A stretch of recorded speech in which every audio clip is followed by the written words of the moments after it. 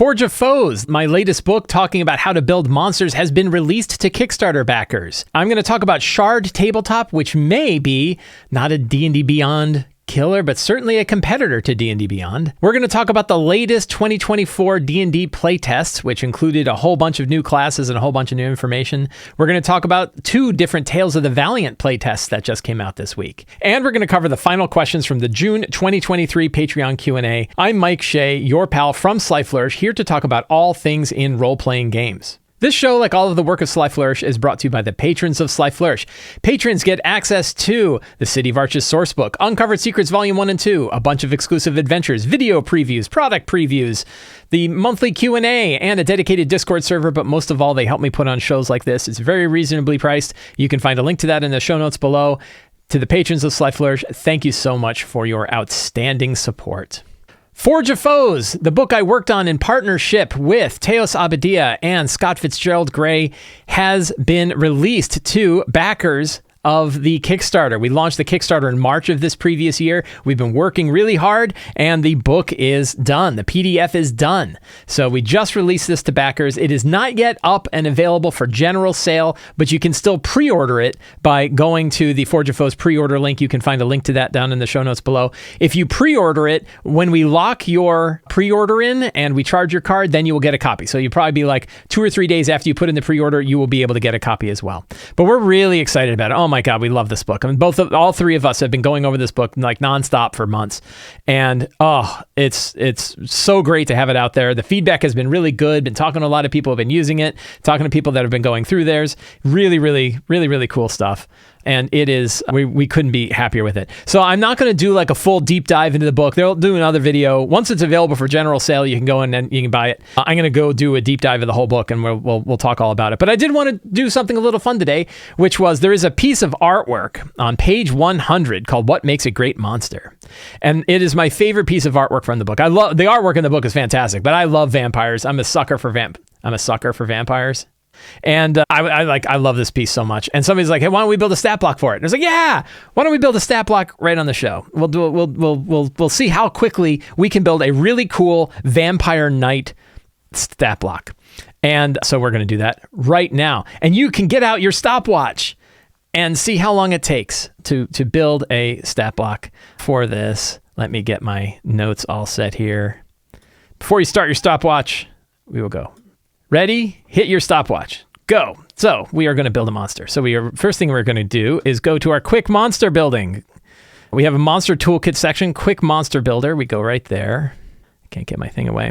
We're going to go right to our big table. Now, what's the right challenge rating for Vampire Knight? I'm going to go with CR8. I think that CR8 is about right. That feels right for a Vampire Knight. So for a CR8 Vampire Knight, we will do that. CR8. And we'll say AC/DC is, for an 8, is 15. Hit points is, so for CR8 is 136. That sounds right. Sounds good. Let's see, CR8. Hardest part is like losing it. +7 to, so attack bonus / proficiency is +7. Feels right. DPR is 53. We just keep that handy in case we need it, but we probably don't. 3 attacks, so attacks. 3 greatsword attacks. +7 to hit. And they do, let's see. Where's the CR8 again? 53, 18 damage. We're going to do 9 slashing and 9 necrotic. So we have some baseline stats right off the bat. I'm ready to go. I'm ready to run the Vampire Knight. I can improvise everything else. But no, we're going to do a little bit more. So you saw that I split the 18 damage into 9 slashing and 9 necrotic. So that works. We're going to do a DC 15, or the target loses hit points. The target's maximum hit points is reduced by the necrotic damage. So it has a life-draining greatsword attack, right? We can say life-draining greatsword attack. We're going to say multi-attack makes 3 life-draining greatsword attacks. All right, very straightforward. I spelled life-draining. Remember, this is just for us to run at our table. It does not have to be clean. The mechanics don't have to be perfect. We just have to think about it. There's one other feature that I really want to add. I guess there's 2 other features I'm going to add to this Vampire Knight. So we have a whole bunch of different powers and features that are in here by type. So let's take a look at Undead. We'll go to type undead and see if we have anything in the undead area. So damage immunities to poison, we can actually just copy this straight out if we want, right? Just to give it some baseline stuff. We'll put that right before its DPR. So that's set. Undead resilience, if damage reduces to 0, they must make a con save with DC 12 unless the damage is rating from critical 6 drops to 1 hit point. So that'd be like that would be the equivalent of your zombie. That doesn't really exactly fit a vampire. Stench of death, any creature that starts its turn within 10 must succeed in a con saving throw, become poisoned. That's probably a little extreme too. She doesn't smell bad. She looks like she smells just fine. So are there other sort of powers that we want to throw in here? So we have these common monster powers. We could do a damaging aura. If we were going to make her like legendary, we might throw a damaging aura around her. But I think if she's just a straight vampire knight, we're probably not going to bother with that. Damaging weapons, Defender delights in suffering. When attack targets a creature at hit points at half their maximum, this creature has advantage on attack rolls and deals an extra CR damage when they hit. That's not bad. When attacking a target whose current hit points are below their half. That's delights in suffering is a pretty good. That's a fun feature that we can put on and makes sense for her, right? She looks like she would do that. And an extra CR, an extra 8 damage, right? So she does an extra 8. And we'll say necrotic. That works. Pretty nasty. But probably only once per attack, right? We're not going to have her do an extra 24 damage. That would be a lot of extra damage that she does. So once per turn. All right, so she only does that one extra time per turn. Makes it extremely dangerous. The one thing I wanted to add, and I think it's in the other monster power section, is a charm. So we have the monster powers is the larger chapter. This wasn't in the preview, but is in this book. And I think that there is a charm ability in here. Yeah, charming and fey, word of treachery, charming words. This creature chooses any number of targets who can hear them, must succeed a charisma saving throw, be charmed. No. Creature speaks deceitful words at a target within 20 feet who can see them and hear them. Target must succeed a charisma DC saving throw. Immediately use the reaction to move up to 10 feet and make a melee or ranged attack against a target of this creature's choice. The compelled target uses an attack they would typically use against a foe. I love that. And that is a perfect vampire trait. So we're going to add that, and I'm going to do this as a bonus action instead of an action. One thing that's very clear, Teos did most of the work on all these monster powers, and one thing he was very clear about is like these are the start of it, not the end of it. That you are able to modify these things however you want to fit exactly how they work best. As you saw, I did that when I put in the delights in suffering trait as once per turn, and we're done. So you can turn off your stopwatch right now and say, how long did it take to make that monster? That was actually a little longer than it probably would take if you're actually doing it at your table, because I'm kind of talking through things. I'm doing a little bit of formatting in the stat block, stuff like that. But at the end, we see that we have a pretty good vampire knight. CR 8, AC is 15. The hit points are 136. I'm keeping the attack bonus proficiency. You see, like I didn't have like all of the exactly what the stats are for like strength, dex, con. She's probably high in dex. High stats in dex, con, and charisma, and probably low on will, int, and then probably moderate on strength. She's probably pretty strong. Makes sense that she'd be strength, dex, con, and charisma. So, and that's like, do you use that +7 and then you kind of make them up as you go? And a lot of it is like, you can make up an awful lot of a stat block right at the table. But I like these traits. Delights in suffering works really well. The life draining greatsword works really well, and words of treachery. And you don't really want more than that for like a standard monster. Three pretty good for like a beefy standard monster, but that would be a really, I'm looking forward to running this Vampire Knight. That would be a really fun Vampire Knight to run. I might run that in my Empire of the Ghouls game. So that's just an example of like how you can use this book in order to make a monster. We're really excited that it's out there. Again, I'll do a deeper dive into the whole book once it's available for general sale, but I couldn't be more excited that the book is out there. Allie Briggs did that artwork, by the way. Shard Tabletop. So I have been talking a lot. I have been making a lot of noise, certainly in the last 6 months or so, and even then a little bit before that, about D&D Beyond, the one monopoly that I see that's going on with 5th edition, with role-playing games, with 5th edition, with D&D, and that's how much players really focus on D&D Beyond as a character builder. And I mentioned in the last show that I really wish that we had seen more companies, more groups that were making competitive character builders where the character builder component wasn't built into the rest of the virtual tabletop. The example is if you look at Foundry, Fantasy Grounds, and Roll20, all of those have a character builder in there, and they use other 5th edition sources other than just Wizards of the Coast that you can incorporate into the character builder, but they're all part of the VTT, that if you want to use that character builder, you really have to launch the VTT, that Roll20. In order to use the character builder in Roll20, what they call the Charactermancer, you have to load up Roll20. The same thing is true with Fantasy Grounds. The same thing is true with Foundry. But Bonker, so I've had people tell me this before, and sometimes I have to hear something a lot in order for it to like sink in, because I'm very busy. I hear a lot of different things, and sometimes things have to get through the sieve. But Bonker, a patron of Sly Flourish and a member of the Sly Flourish Discord server, had said, dude, I'm really sad that you never talk about Shard. You talk about all the stuff, you never talk about Shard. And I know Shard. I actually have a product that's up on Shard. Ruins of the Grendelroot is available on Shard. But I don't use a lot of virtual tabletops. I've only toyed around with Shard a little bit, and I really hadn't been paying much attention to it. But he was like, it does all the things that you say that you want. All the things that you talk about, Shard does. And I was like, all right, fine. Stop yelling at me. I'll go take a look at Shard. And I did. And he's right. That Shard is a virtual tabletop. It is a whole suite of tools that you can use to run your role-playing game. But in particular, it has two features that I think set it apart from everything else that's out there. One is that the character builder component, the ability for you to make a character and view your character and run your character, including rolling dice on your character, can be done on a phone, it can be done on a tablet, it can be done in a browser, and you can do it without loading any of the other components of the game. You don't have to have the virtual tabletop component. You don't have to have like a big heavy desktop with lots of different windows open. You can just have your character sheet open. That is a critical feature. And two is it has lots of support for other 5th edition publishers, including lots of support for Kobold Press. So if you are a fan of Kobold Press, in particular, if you are a backer and a fan of Tales of the Valiant, Tales of the Valiant is going to be available on Shard. That's actually one of the options in the Kickstarter, was to back Tales of the Valiant on Shard. You could get all the material on Shard. And they have been partnering, Kobold Press and Shard Tabletop have been partnering now for a while. So much so that even beyond being able to buy Kobold Press products as part of Shard, is that part of Shard's subscription model gives you access to Kobold Press material as the base rate. So we're going to take a quick look. Now understand, I've only spent a little bit of time playing around with Shard. I haven't really done a whole lot with it, but I did play around with it a bit, and you can see right away, Dolly Solomon, by the way, is a character. It was an NPC in my Empire of the Ghouls game, but you can see the whole character sheet over here on the right, and it's got the little load up and everything else, but like dice rolling and what's been going on. But it fits in one screen, and the main thing is you can view it on a phone. You can edit your character right on the sheet.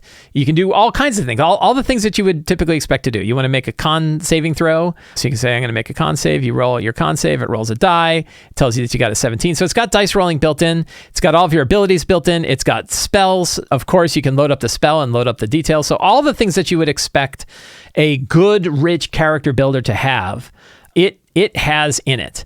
There's also, I forget exactly where, but there's a way to print it as well. So you can click on the name of the character, and one of the things you can do is say print. And you can hit this, and it gives you a printable version of the character sheet. We are actually going to, let's see, that looks a little weird. Why does that look weird? Oh, so you click the little print button down here, and it gives you, we're going to save to PDF, and we'll save it to the desktop so we can see what it actually looks like. So the character sheet that you get from Shard, it's not built like a 5th edition character sheet. It's a little, it could use a little bit of work on the formatting of it, but it definitely plays out. I had a player who played with it. He used it at the table, and it worked fine. Shows you your equipment, shows you your spells, gives you information about the spells that you need, gives you all the information about your class, kind of splits it up right. So it's not perfect. It's not a fantastic printable display. They could definitely do some work with a better printable display, but it is usable. The main thing is you can print this out. So we're going to really quickly show what it's like to build a character in Shard. You click on your new character. We're going to just go with the random name. I like the random name. Miyaza Quinzil. That sounds great. And you pick your race. You can pick all of a bunch of different races that are in here. We're going to go with elf. We will go with a high elf. And you say select. And you've got the high elf. You immediately pick like your languages. We're going to say speaks Draconic. That sounds fun. And pick a cantrip. We are going to pick good old prestidigitation. I love prestidigitation. Right? You pick your background. So there's a bunch of backgrounds. These are backgrounds that are available. So right now, Bonker, right? Who's right here. Thanks, Bonker. Bonker gave me access to the stuff that he has available in it. So I have stuff that's in here. What we're going to pick, we'll just pick Acolyte for fun. And you hit select. You get your languages. We're going to say Gnomish, and we're going to say Celestial, right? You pick your class. We'll go with Fighter. Shows you all the fighter stuff. Hit select. Skill proficiencies, good old athletics, and survival. Class feature, you pick your fighting style. Good old great weapon. Who doesn't want to do great weapon? Hit that.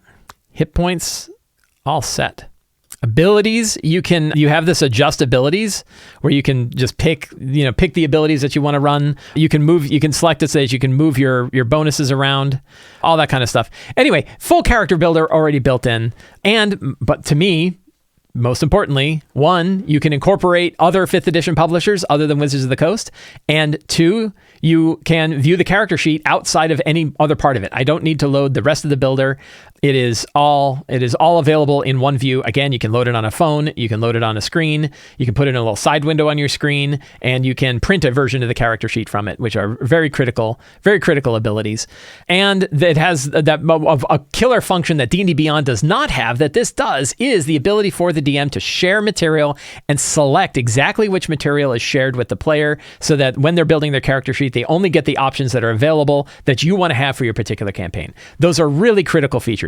What I'm really looking forward to is the idea that Tales from the Valiant will be kind of a core version of 5th edition that is available with everything in it on Shard. So, because one of the things, Wizards of the Coast does not support Shard. You cannot get all of the you cannot get all of Tasha's Cauldron of Everything. You can't get Xanathar's Guide to Everything. You can't get any of the other Wizards of the Coast proprietary stuff. You get all the 5th edition system reference document material, plus all the stuff other publishers have created, including OGL stuff that's available. But you can't get that material because Wizards of the Coast isn't supporting Shard like they are with Fantasy Grounds and Roll20. You can, that is one thing. Bonker brings up a very good point, which is you can import a character from D&D Beyond. If you go into D&D Beyond and you build a character in D&D Beyond, you can import it from D&D Beyond into Shard, and it will bring over that material that you had available in D&D Beyond. So if you already own that material in D&D Beyond and want to port it over, you definitely can. I don't know exactly how that works if you're also mixing material from other classes. Probably you have to pick the stuff in D&D Beyond that you want, then import your character, then add stuff from other publishers of 5th edition that you want to add. But you can get there. A little bit clunky probably. I haven't done it, but it sounds like you're going to have to do a little bit of work, but it can definitely work. The main thing is there is a competitor to D&D Beyond. There is a D&D Beyond alternative that allows you to bring in material from other 5th edition publishers that isn't run by Wizards of the Coast. It's run by a different company completely, and that is partnering with some of the biggest players in the tabletop RPG space, including the big one being Kobold Press. So very excited for that. Bonker, thank you so much for bringing this to my attention. I hope you guys found it. If you use Shard, if you're familiar with Shard, tell me more about it. Tell me how you use it. Tell me how you like it. If there's tricks that I've missed, or you're like, oh man, you totally missed about how you can customize the print screen, tell me about that, because the print screen isn't great. I really wish that was better. But it's really, really cool, and I'm glad to see it. And I think I want to see more. I want to see, this is great. Shard is great, but I want more. I want to see other character builders too. I think this is a space that could be open, which is more character builders that allow you to custom your version of 5th edition for you and your group, that makes it easy for your players to go in, so that one company doesn't have a complete lock on how we're playing the game.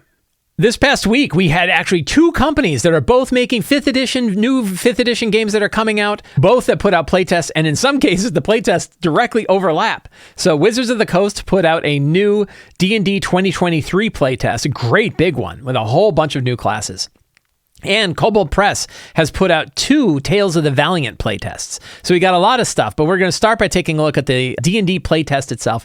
Great big book. I am not going to be covering all of it. It is 77 pages, but there are a few things that I wanted to pick out where I was like, oh, yay. Now, as always, 2 important considerations while I talk about this playtest. 1, I am not a detail-oriented person. I have a tendency of just kind of skimming through things. I hear things from people. I kind of pick up ideas and I run with it. And so I'm not doing a full exhaustive look. I could say things that are wrong, and there's certainly things that they could have in here that I missed. So all of that could be true. And 2 is I am pretty much always thinking about this from the point of view of a DM. In particular, the thing that I'm looking for the most is this going to make it easier or harder for me to run the game? Because that's really what I'm looking for. I'm looking for stuff that makes it fun for players, but also easy for me to run and fun for me. And there are definitely areas where that can get in the way. I talked about this in previous shows where I talked about like what are the things I wanted to change in the 2014 books to make my life a little bit better. We're going to talk a little bit about that here too. So there are a few highlights that I want to pick on. We'll pick on these. But one is that how they changed a monk's stunning strike. I'm on board. It means that a monk can't go up and spam Stunning Strike on a legendary monster and eat up all their legendary resistances. I heard a bunch of people that are really mad that you can't do that. You never should have been able to do it in the first place. You can yell at me in the comments, but it was so clearly like a design feature. Like, no, they don't expect you to do 3 Stunning Strikes, because why would you want to bother? Well, you want to bother when you have a legendary monster. And I don't like that. Moon Druid. They changed Moon Druid. I've been complaining about Moon Druid since like the day it came out. I was very angry about Moon Druid. I got used to it. I just accepted Moon Druid stuff into my heart. But they have changed Moon Druids in here. And we're going to talk about some of those changes. I think they're good. I think they're good changes. Paladin Lay on Hands as a bonus action. That's great. And that's one that's a definite buff. It makes it better for characters. I think they should be able to use Lay on Hands as a bonus action. Also because they have a lot. One of the things about bonus actions is you make it sound like bonus actions are like free, and they're not. Like, I've played characters where I had far more options for bonus actions than main actions. And so bonus action management became really hard, which makes the game a little bit more complicated and a little bit slower as you think about like, okay, which one am I going to use for which, and which one of my bonus actions am I going to use? That gets a little bit, but you know, that level of crunch isn't exactly horrible. But the paladins have so many things that they do with their bonus actions anyway, that moving Lay on Hands to a bonus action. Well, they already have heal spells they can use as an action. So that means they have 2 different ways to do heal spells. But I think it makes sense to move Lay on Hands to a bonus action. I'm pretty good with that. Smite changes. We're going to take a look at them because I don't really remember exactly how the smite changes work. I think you can only smite once per turn, which is nice. You can't, just like Stunning Strike. It never really made sense that you could use smite multiple times per turn. That really felt like was pretty high. So, but we're going to take a look because I think now all the smites work the same. And I think that that's a good idea because it was weird that you had like Divine Smite that was one whole system, and then you had like all of the other smite spells that were different, and you could stack them. You could like, I'm going to use Burning Smite as a spell, but Divine Smite as my free action, and then make an attack and like stack them all together, and then I'm going to do it again because I could do it again. It was weird stuff like that. And then they moved subclass progression. They talked a lot about this, that they were going to normalize subclass progression. They realized it's going to break too many subclasses, so they moved the subclass progression back to the same way that it's done in 2014, only you still only get your first feature of your subclass at 3rd level instead of 1st. Their reasoning for that makes sense, which is you don't want to overburden a new player with too many options. But obviously that's not too much of a problem because now they're also making you pick a feat. So I don't know why they said, oh, picking a feat at 1st level, instead of making that an optional rule, which I think they should. They said, oh, it's okay for decision paralysis on feats, but it's not okay for decision paralysis on subclasses. I guess, I don't know. I don't really buy it. You can't say you're making life easy and then also throw feats in there, but whatever. No one's asking me. So it's in the right direction, right? At least they're clearly thinking about not breaking previous subclasses. I'm okay with that. So let's actually just do a quick skim on some of these things. Again, I'm not going to go through 77 pages of playtest stuff. You can go download the playtest. You probably know where it is, but I'll put it in the show notes below because it's there. But I get that. So I understand why they're doing the subclass thing. I didn't really take much of a look at bards. Nothing really leapt up at me with bards. There's probably some bard stuff that really matters. I know people really love the idea that there's a College of Dance. That was something they really liked. College of Glamour was good. One thing I do like is that they just clearly define how many prepared spells you have. You have so many spells that you can prepare a day, and instead of, it used to be like your level plus your ability bonus, and now it's like, no, just here's how many. Right? And that makes sense. So I really like that. They moved, let's see, Divine Order, formula called Holy Order is moved from 2nd to 1st level. Spellcasting, noteworthy change. Spell preparation is no longer tied to the level of your spell slots. So that way you prep spells, they just have a nice list. All of the things that have changed, they put in these little boxes here. So that's really handy. You want to see all of the big changes, take a look at the gray boxes and you can see what they've done. They put a lot of different subclasses in here too. So now there's lots of different subclasses you can check and take a look and see what you dig. Again, I'm looking at it from the standpoint of, are there things in here that are making life harder? If you have read in depth the playtest and you said, hey, there's definitely stuff in here that's making life harder for a DM, please put in the show notes. I remember when they did the wizard playtest, there was definitely people who said, hey, yeah, this whole thing about how a wizard is able to kind of turn one of their spells into an always on thing is definitely going to be a problem. You want to take a look at that. So stuff like that, I'm all ears. To me, one of the big things, because I paid a lot of attention to Moon Druids, and when I was first playing, the idea that you'd have these low-level characters that could turn into creatures with like 3 times their normal hit points, and then when they went down to 0, instead returned with their normal hit points, that felt bananas to me. That really felt bananas to me. And so they've definitely changed how Circle of the Moon works, and I kind of like it. I'm pretty happy with what they did. So instead of just gaining all of the hit points of the creature that you get, so like you transform into a bear, you suddenly have like 63 hit points or whatever it was. Instead, when you assume the wild shape form as a Circle of the Moon Druid, you gain temporary hit points equal to the form's hit points or 3 times your Druid level, whichever number is lower. I thought that was a little awkward. And I'm like, why not just make it you get 3 times your Druid level and temporary hit points flat, right? And that way you're because if you're getting like one or other, but it's both, and somebody's like, well, what if they want to transform into a housefly and now they're a housefly with 33 temporary hit points? Well, who cares? That's actually kind of cool. I don't mind. So the idea that you have to go look at the monsters, say how many monsters hit points does that have, and then do the math of what's my level times 3, which one of these is lower, that's the one I am. You're almost like, you're penalizing them you're making them do a lot of work in order to penalize themselves. So why not instead just say it's 3 times, you get temporary hit points equal to 3 times your level. And the advantage of that is you do not gain the hit points of the monster that you transform into. That to me matters. You can cast some of your spells in the form, that's good. You also get an AC bump. So the advantage in this is that, and this was the thing that kind of set Wild Shape to be roughly okay in the 2014 version, was that the armor class of the monster was usually really low. So you transform into a beast, and when you transform into that beast, you got a bunch of hit points, but you get hit all the time. So my wife, who loves Moon Druids, would say, it really isn't that big a deal because you're going to hit me all the time. And she wasn't wrong. Like, that absolutely takes a place. So in this case, your AC goes up, and your hit points, you don't get all those extra hit points that you got by transforming into the beast. I wonder if those two just kind of balance each other out, though. Like, in the end, we're doing all this stuff. Is it really a change that was needed? Like, Wild Shape, when I talked about the things that were making my life harder as a GM, I didn't put Moon Druid on there, even though it bothered me initially, because it turned out like, well, it's really not hindering things that much. They might be a little bit more powerful, but it wasn't that big a deal.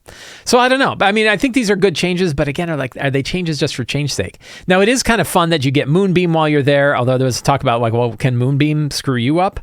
That was a question that comes up, and that eventually your attack bonuses, I think that's in here, right? Doesn't your attack eventually becomes radiant? And I thought that was kind of cool. That idea that you are not just a creature, you are a lunar creature. You're a creature of an energy type. I thought was really kind of fun. Monks got a big bump to their martial arts die, which I think is great. They're going to be able to do more damage. They always did very light on damage, but then had all these other things that they could do with them. But then the big one that people loved, was Stunning Strike. And they talked about that, a Stunning Strike. People are like, oh, the Stunning Strike was the one thing that was really good. Well, my thing is like when you change something and like everybody complains about it, that kind of tells you it was a little bit overpowered. And they actually nerfed it in 2 different ways. One, you can only use it once per turn, and the stun only lasts until the start of your next turn. So you can't basically get the benefits of the Stunning Strike twice.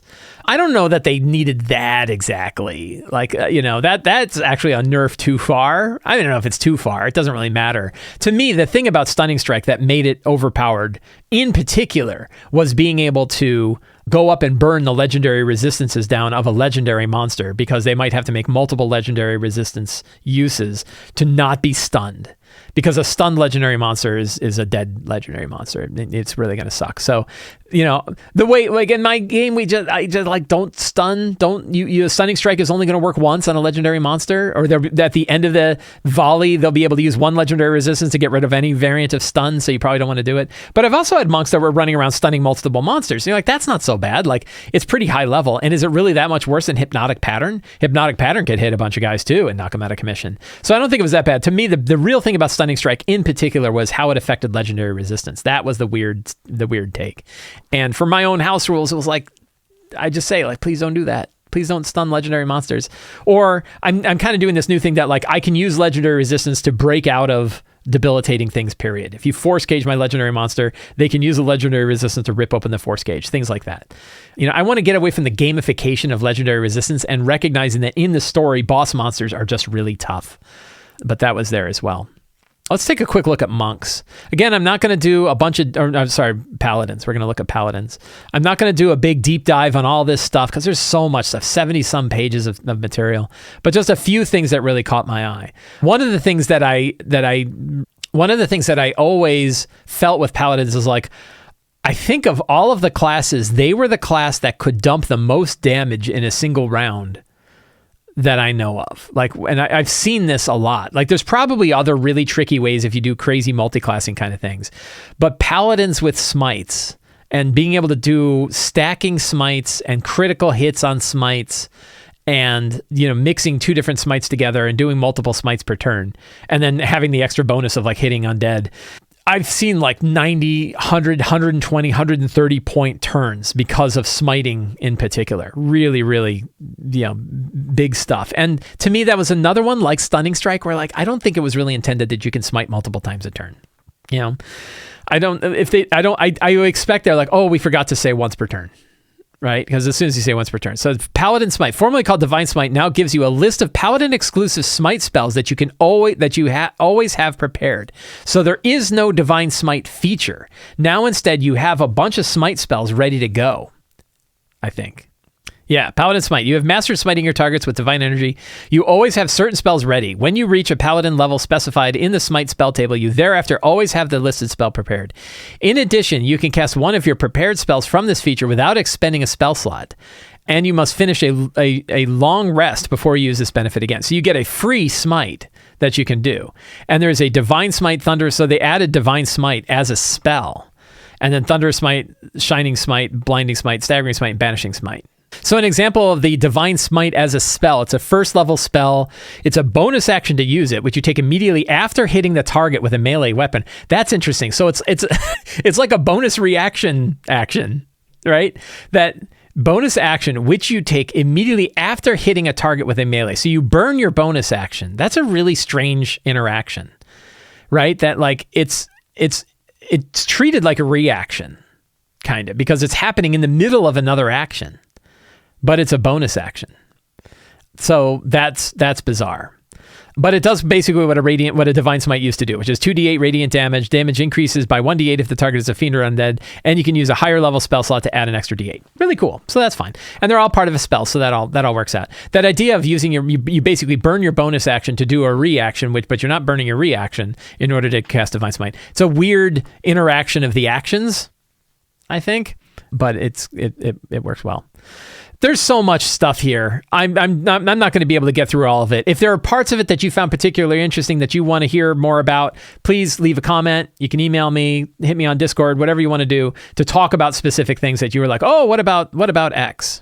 So again, just a quick look at it. Really, we're just saying, hey, it's out there. Take a look at it. Tell me what you think. I'm really curious to hear what you think about the playtest. Now, along with the D&D 2024 playtest, Kobold Press put out 2 playtests for Tales of the Valiant.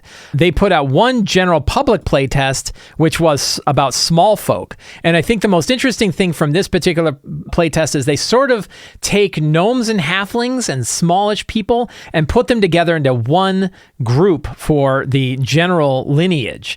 And the idea is that your heritage is really what's going to define more about who you are.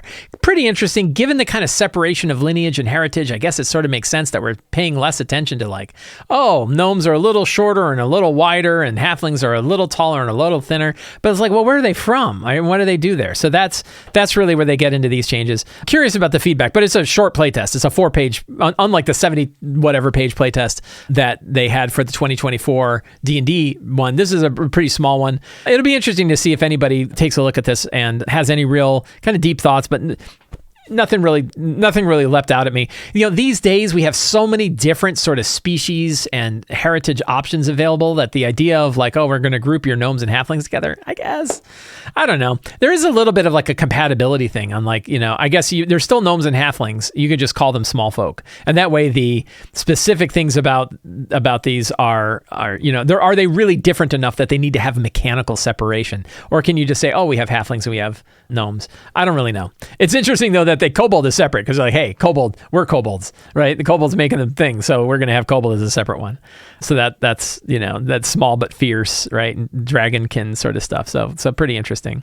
And then I like that they have like a little behind the curtain to explain what's going on. So you can take a look. Everybody gets access to that. Then there is also a backer playtest packet, which is definitely meatier. 31 pages for this one.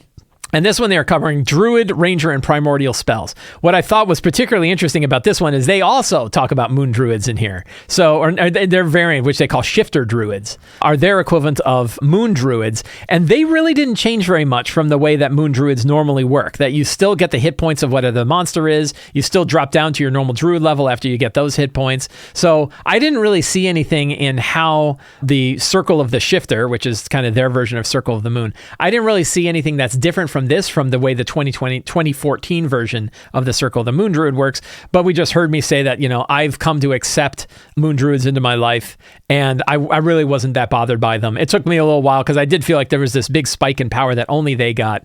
I started to just, so what? Like there's spikes in power all over the place. It wasn't a big deal, and it wasn't disruptive to the game. Big question for me is it disruptive to the game? However, there are certain spells that they are describing in this playtest packet where I say those are disruptive to the game. We know they're disruptive to the game. I do wonder if they put these spells in this playtest packet in order to gauge people, to be like, are people really upset about these spells or not? And I looked and I'm like, oh, please. Like as soon as I opened it up, I was like, oh, you got to be kidding. Right? Really?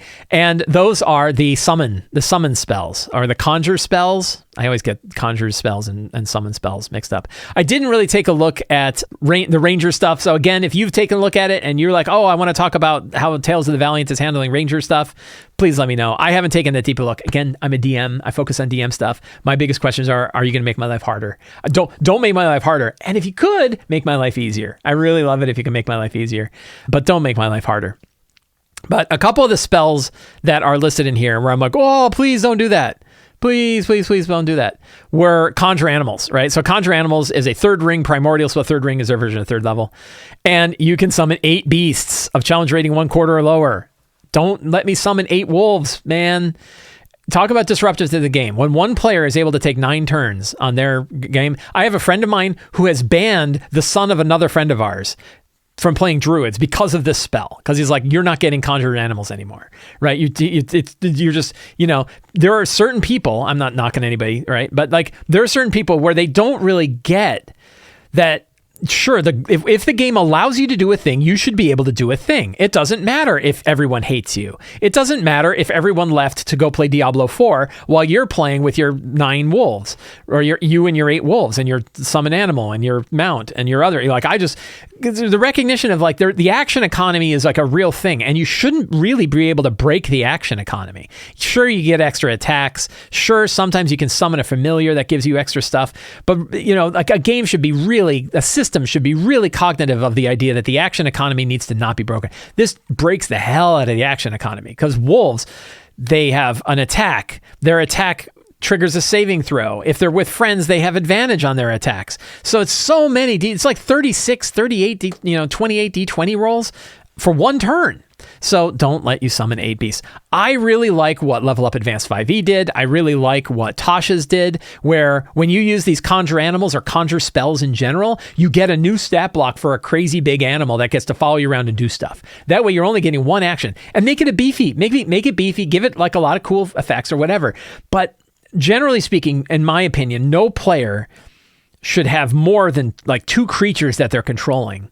And maybe get away with 3, but really if you're doing 3, one of them ought to be in the back not doing anything, right? It just takes too much time. So conjure spells, and I do wonder if they put it in here to be like, hey, you tell us, like we want to hear whether or not you have a problem with it. Well, I do, and I'm going to tell them. It's up to you. I'm not telling you what to do. If you're like, no, I love it. When my players, if I have a druid and a ranger, and they both can conjure animals, and I now have 18, or 16? 16 new creatures are on the table, and they're moving them around on the grid. That's great. I love it. Then you don't have to say anything. If you're like me, and you really feel like, hey, I want spotlight time for my players to be relatively consistent so that the player who's just a rogue who goes and stabs a guy and then does some damage shouldn't get 1/5 or 1/8 or 1/9 of the time that the druid over here who's shape-shifted and summoned animals and moving all their tokens around. And they're all in here. Like all the conjures are in here. Conjure Minor Elementals, 8 1/4. Conjure Minor Woodland Beings, 8 1/4. No, stat block. I'm not going to tell them what to do, but I am going to say summoning 8 is crazy. The way Level Up Advanced 5e does is you can only summon 3. That's still pretty high, like 4 creatures, but it's way better than 8. So I would definitely lean towards a stat block, lean towards another thing. That was something that really, that got my goat. And it's all, one thing is like, it's in here a lot for a lot of different things. I'm trying to remember if there were any other spells or anything else that I saw. There's a whole bunch of spells where I'm like, hey, eventually I want to tell you about this. Goodberry. Let's take a look at Goodberry, because I had my little Goodberry thing. Up to 10 berries appear in your hand infused with magic for duration. Creature can use its action to eat one. Eating a berry restores 1 hit point, provides enough nourishment to sustain a creature. So that was basically the same, right? They put the same one in. Berries lose their potency if they have not been consumed within 24 hours of casting the spell. I would get rid of the sustainment for a day, or I would put something in here that like they don't taste good, or you're going to get diarrhea. Like there should be some reason in here that you don't want to just live on good berries the whole time. Heat Metal is another one where it's overly, if a creature holding it takes damage from it, the creature must succeed in a con save or drop the object. If it doesn't drop the object, it is disadvantaged on attack rolls and ability checks till the start of your next turn. So this is interesting. It is just it's concentration. Any creature, let's take a look at this, make sure I got this right. Manufacture metal object, metal weapon, or a suit of heavy or medium metal armor that you can see within you. You cause the object to glow red hot. Any creature in physical contact with the object takes 2d8 fire damage when you cast the spell. Until the spell ends, you can use your bonus action on each of your subsequent turns to cause the damage again. Okay, so this is pretty much exactly the same as the other Heat Metal. And the issue is, if you have an armored legendary creature, it completely screws them. If you have an armored boss, it makes them disadvantaged for the whole battle, and that's a problem. So I'm going to mention that in my thing. I feel like Heat Metal is overly, again, it's a spell that is multiplied by how powerful the monster is that you put it on because of the disadvantage, which I don't dig. Most of the spells, as far as I could tell, were pretty much the same. Polymorph. Polymorph is another one that can take a creature out of commission in like one go. But that's what Legendary Resistance is for. Basically, by the time the characters get to 7th level, your bosses need to have Legendary Resistance. So those are the things I noticed. And again, I do wonder if like the way that Kobold Press is treating this is like they're putting out the basic one to get feedback on the basic version so they know how they can change it from actual feedback that we're receiving rather than just designers saying, we know that this is the case. But I would really like to see the Conjure Animals change. Let's cover our last 4 questions from the June 2023 Patreon Q&A. Every month, on the Sly Flourish Patreon site, I put up a post saying, hey, here's our Patreon Q&A. Any patron can ask a question there related to tabletop role-playing games. I answer every question Friday morning, and then some of those questions I bring here to the show. 2 of the questions are actually related to a very similar topic, though, so I'm excited to talk about both of these. Andrew says, what are your feelings about using other TTRPG systems for games within a 5e session? An offhand comment has led to my players wanting to create a sports game within our 5e campaign. To make it more narrative driven, I was going to use a Powered by the Apocalypse style 2d6 system for the sports game instead of a d20. Can this work, or is it too confusing and gets tricky due to character ability scores and feats? So there's 2 points I want to make for this. If you've heard me talk about subsystems, I'm generally down on subsystems. But one of the reasons I'm generally down on them is that players are generally down on them. You basically chose a system to play your game in. The players know how to use that system. They learn, there's system mastery going on. They're learning how to play it. They understand their ability scores. They understand their character's options. They know their spells. They know their feats. They know their other abilities. And then you say, well, we're setting all that aside because you're riding on a chariot. And since you're on a chariot, we're going to have a whole new set of chariot rules that you need to learn. And they really don't work with your character. The example is like chase scenes, that there was an adventure. My wife actually played in this adventure. There was an adventure that had a chase scene in it, and the chase scene had a whole separate set of rules that were different from every other scenes that you would have inside D&D. You couldn't use spells. You like got exhausted if you double moved. There was all kinds of like weird stuff. And I think the exhaustion from double move is actually in the DMG for the chase rules. Why? I can double move all day long in combat and not take exhaustion. I can double move anywhere else in the game and not take exhaustion. But if I'm in a chase, I get exhausted. Why? So subsystems like that are lame. However, you brought up that your players wanted you to create it. That's a different circumstance. If your players are on board and you're on board, then go with the gods, right? You can do whatever you want. And so if they're excited to do a system like that, that's different. I'm mostly worried that when you go to a player and say, hey, we have a whole new set of systems for driving around in cars in hell that's different from all the other systems. And like, oh God, I got to learn a new thing and we're only ever going to use it here. It's like driving the Mako in Mass Effect, right? Nobody, oh God, I get to ride around that lunar vehicle again. So lame. But in this case, it's different. Now, the system you bring up, though, is the idea of using like a Powered by the Apocalypse 2d6 system, which generally means that you have failure, success, and then success at a cost in the middle. You actually don't need a 2d6 for that. You could use a 2d6 for that, but you can also use the d20. I actually wrote an article about this. Cheekily called, this is back in 2016, called 1D20 Shades of Grey. You could tell what was popular back when I wrote this article. But the idea was that like you can actually use a D20 roll and and it talks specifically about using like the Dungeon World idea, that you can grade on a curve, that instead of saying there is a flat DC, that DC 16 is what you need to hit, you could say a DC 12 will succeed, but at a cost. A DC 18 will succeed with flying colors. You can set that range. You can also just have them roll the D20 and narrate based on how high or low they rolled. You know, you could treat it like an analog system. Instead of saying that you have only these either binary states of success or failure, or 3 states of success, failure, and success at a cost, that instead you could have a whole radiant, right? And the example that I love to bring up is the scene from Romancing the Stone, where you want to see like somebody who makes like a DC 27 charisma persuasion check, is when they go to this town full of drug dealers in the middle of like, you know, I forget where they are, Colombia or something like that. And they go to this like town where everybody's like armed, and, you know, he goes up and he's trying to persuade, and the guy pulls the big gun through the door and aims it at his head. He's like, whoa. And then he's like, okay, Joan Wilder, write about this in your book. And he's like, Joan Wilder? The author? Oh my God, we read your books, right? And it was like this awesome moment where they all fall in love with her because they know her because of her books. And you know, so that's an example of like, what does a critical success look like on an ability check or something like that? And so I wrote about that in this article. But the idea is that you can have gradients on your D20 rolls, that it doesn't have to be just success or failure.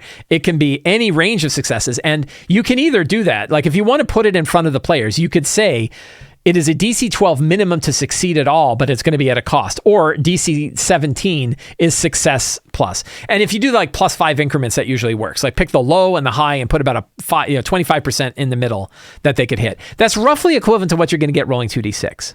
So that can work. But the main things are, you can still do it with your D20 and you let them use their feats and everything else, but you could do the success at a cost idea from Powered by the Apocalypse. You can definitely do that in your D&D game. You can improvise it. You don't even have to describe it as a subsystem. You just say, hey, here's, you could succeed, but it's going to be really risky over here. You could succeed with violent covers over here, or just have them roll and choose come up with the outcome based on the nature of the roll. If they rolled a 27, that means something totally different than if they rolled a 12 and it was a DC 12.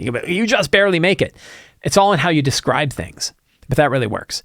But the main thing is when you talk about subsystems, your players are the ones who brought the idea to you, or you brought it up with them and they were on board. Totally fine with subsystems at that point. Mostly I'm against it when you're trying to bring a whole new subsystem to your players and they're not really that interested. So Madman Quail actually kind of builds on this. He says, when revealing secrets and clues, how might you reward a higher investigation roll? Are there good ways to make players feel like they hit on an extra nugget of information beyond the baseline? Yes. So we're just talking about this gradient idea that if they're rolling an investigation check and you've decided that it's like a DC 13 for them to be able to find the secret note in the guy's office that has the information they need, and they roll a 13 on the nose, you're like, you're scrambling around, you hear guards walking around the hall, and you look and you're like, I think that's it, and you grab it, and sure enough, you got the piece of information. But then they roll like a 26 and you're like, wow, you doubled what you needed. And you're like, not only do you find that note, you also find a bunch of blackmail material. You also you learn something more. Now you're going to have to learn how to improvise some of these things that they know. But I've definitely had secrets and clues where there's gradients to the amount of information from a secret that they might be able to pick up. You might have multiple secrets for an event, and the higher their roll is, the better the secret they get. So you can kind of do that during your prep a little bit if you want. You can also just sort of improvise it on, like, they learn a little bit more than you expected to tell them based on whatever kind of investigation check they did. Another trick that I do is sort of the roll it forward, which is if they roll so well on a check, but they're really not learning any new new information that they might not get if they rolled low, or if they would have gotten it or already had some of the information, you can move it forward, pay it forward. And they said, like, you rolled so well on that check, you get the next one for free. That essentially, like, you learn this other, you're still so in the zone that you learn this other piece of information for free. So you can take it of like, they roll really well, take that roll forward, give them more information later. Hey, because you rolled a 20 on that history check a little while ago, you actually also know about this thing. Right. And that way you can sort of move that bonus forward. They rolled really well, because I have had it happen where a player rolls like a tremendous religion check, an intelligence religion check, and they roll like a 22. And you're telling them the same thing that they really already knew from somebody else's roll, because there really isn't more to know. But you don't want to waste the roll. So instead you could say something like, you learn more than, we're going to roll that forward. You did really well. Remind me of that. And next time you're doing a check, remind me that you rolled on this. And then if there is a new thing, you can have them sort of bring it forward. But again, that idea of sort of the D20 roll as a gradient rather than a success or a failure, you can have them roll however high they roll is how you describe it. There's also a lot about just empowering the character, right? Talking about how they discovered it and talking about the vast knowledge that they have, and the Sherlock Holmes style maps that they're building in their heads while they're going about. That even if they're still learning the same thing, the way they learn it might really empower the character based on the fact that they rolled like a 22 instead of like a 12 where they're kind of scrambling around just barely figuring it out. Narration matters a lot. Flavor matters a lot. How you describe things matter a lot. And it's in that flavor and narration and descriptions, that's where you can show the difference between like a 12 and a 22 on a check without having to come up with whole new pieces of information for them to learn. So Madman Quail, I hope, and Andrew, those are fantastic questions. I hope that helped. Rangdo, who is, I think, here in chat, there he is in chat, says, I am not great at improvising evocative descriptions, although I'm better at coming up with descriptions of people than places and landscapes. I have a very wide passive vocabulary, but accessing it actively in the moment is difficult. I try to expand on a brief intro description and end up repeating myself. You see a tall old tower covered in ivy. It's ancient and high and overgrown with vines. Short of writing read-aloud text for every potential scene in a session, how can I get better at descriptions? Fantastic question. I have three possible answers to this. Of course, your mileage may vary on all of them, but I have three possible things that can do. One is be a friend to yourself. You don't have to be perfect in all of this stuff. We are just sitting at a table, enjoying times with our friends. A lot of times we misspeak and say stuff and our players laugh and we laugh with it and we just go with it. We're not Patrick Stewart doing a one-man show of King Lear, right? We're just sitting with our friends having a good time. So don't worry too much about trying to find the exact right descriptions for things. A lot of times we're watching like streaming shows and we see people who are professionals and they're doing a really good job at it. And we're like, I wish I could be like them. It's okay. It's okay to not be perfect on that. So first, be nice to yourself. Two, Return of the Lazy Dungeon Master. This is an area where it has something in there that helps. Something I haven't done as much of recently, but fits this perfectly, which is there's something in the middle between writing your own flavor text and improving an entire description of a location. And that's jotting down 1 or 2 word descriptions of the location when you're doing your prep.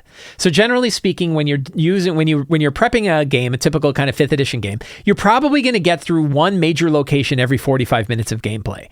So if you're picking out those general locations, you're listing those locations, and you have some of these ideas about these good descriptive terms, just drop those good descriptive terms in the location notes.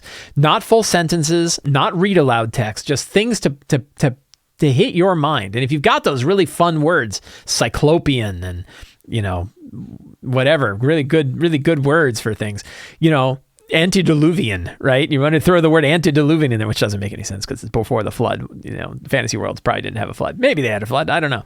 But, you can drop those words in, just 1 or 2 words for the description. I call these aspects in Return of the Lazy Dungeon Master.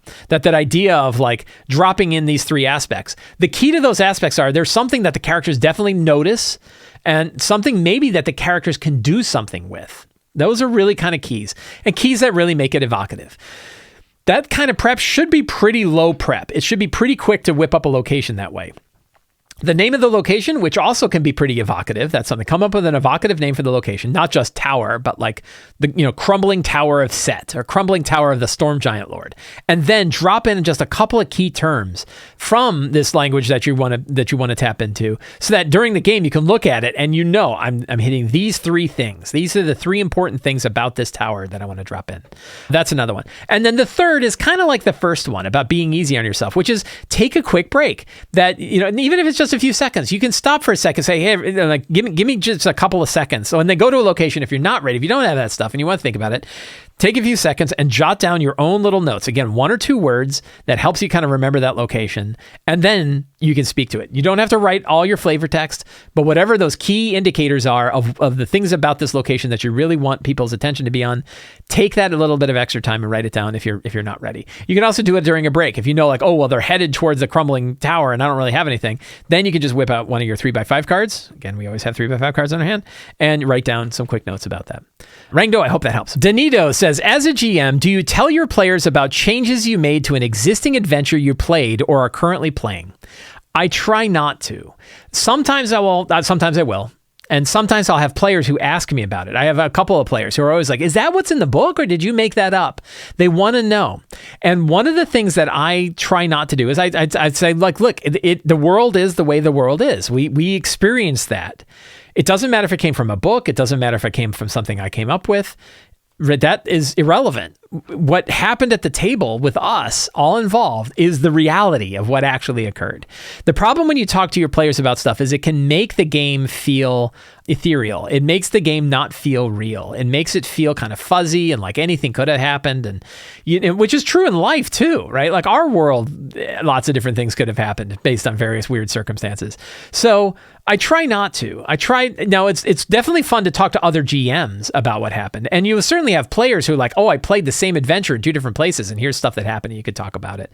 But generally, I know you want to talk about it. And definitely we want to say, oh man, it would have been so different if you guys went to the Black Tower of, the Black Tower of the antediluvian Black Tower of Vines, and you went and got that sword. You'd have a totally different experience with this than you did. But it also kind of gives like, oh, right? Like, oh, I wish we had done that, right? So particularly if you're like, oh, the other path would have been cooler, don't tell them, right? Like, don't let them enjoy the one that they took. So generally I would say no. Generally I would say do not talk to them about the things that you made to an adventure. If they really ask and you want to have a discussion, you can do that. But just keep in mind that, did I never change this whole show? I never changed my bottom window to the talk show image. Oh, well. Keep in mind, that's going to be weird that I changed it. I'll change it back because some people are like, why did it change? So generally speaking, I would try not to. If you really want to talk to people, try to find some other GM channels. There's lots of Discord channels that talk about different adventures, and you can talk to people there about like how things changed and other people's experiences in that. But you want to make sure it's clear to the players that played your game that what happened at the game, that's the real one. The one that happened at the table is the real one. Because it was written in a book one way and it changed in a different way doesn't matter. The fact that you went a different direction than what the book said doesn't matter. What matters is that fun story that you shared with your players. That is the real game that occurred. That's the real stuff. So I would be very careful about talking to your players about the games, about how things have changed from the published adventure. My wife asks me sometimes, was that in the book? Was that not? And I'll say, like, I don't know what you're talking about. That's what happened, right? Sometimes I say, no, that was something I added. I thought it would be fun if we did X. And sometimes they could tell because they're like, there's no way the book talked about my uncle being in there, right? Like, there's no way this character thing that we did could have gone a certain way, which is another advantage of running a homebrew game, that when you run a homebrew game, they know it's all built around them. They know that it's going in that direction. So then there isn't this question of what's real and what's not, because what's real is what happened at the table. Friends, I want to thank you all for hanging out with me today while we talked about all things in role-playing games. If you enjoyed this show and you want more material like this, consider subscribing to the Sly Flourish newsletter. You will get a weekly RPG-related email sent directly to your inbox for free, plus a free adventure generator PDF. You can also subscribe. You can also support me directly on Patreon. Patrons get access to the monthly Q&A, a dedicated Discord server, the City of Arches sourcebook, Uncovered Secrets Volume 1 and 2, a whole bunch of exclusive adventures, video previews, and more. It's very low price. And you can also pick up any of my books, including Return of the Lazy Dungeon Master, the Lazy DM's Workbook, and the Lazy DM's Companion. Links to all of those are in the show notes below. Thank you all very much. Have a great day, and get out there and play a role-playing game.